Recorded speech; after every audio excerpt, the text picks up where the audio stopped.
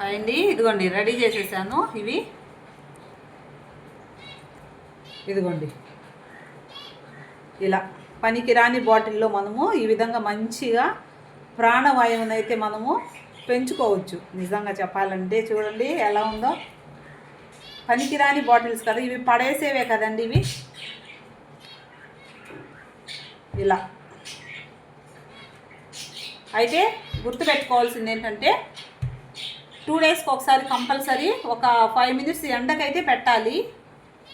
తర్వాత ఒక 4 డేస్కి ఒకసారి వాటర్ మారిస్తే చాలండి. తర్వాత ఇవి కొంచెం హెల్దీగా ఉండాలి అంటే ఒక చిన్న టిప్పు, టీ పౌడర్ ఉంది కదా, టీ పౌడర్ను ఒక స్పూన్ పౌడర్ను ఒక దాంట్లో నానబెట్టేసి కొంచెము ఒక 2 స్పూన్లు, ఒక్కొక్క దాంట్లో ఒక్కొక్క 2 స్పూన్లు కానీ వేసామంటే వీటికి మంచి ఆరోగ్యం అన్నమాట. ఎందుకంటే ఇవి కూడా హెల్దీగా ఉండాలంటే ఆ చిన్న టిప్ అయితే మనం పాటించాలి. చూసారండి ఎంత బాగుందో చూడండి. ఇది డైనింగ్ టేబుల్.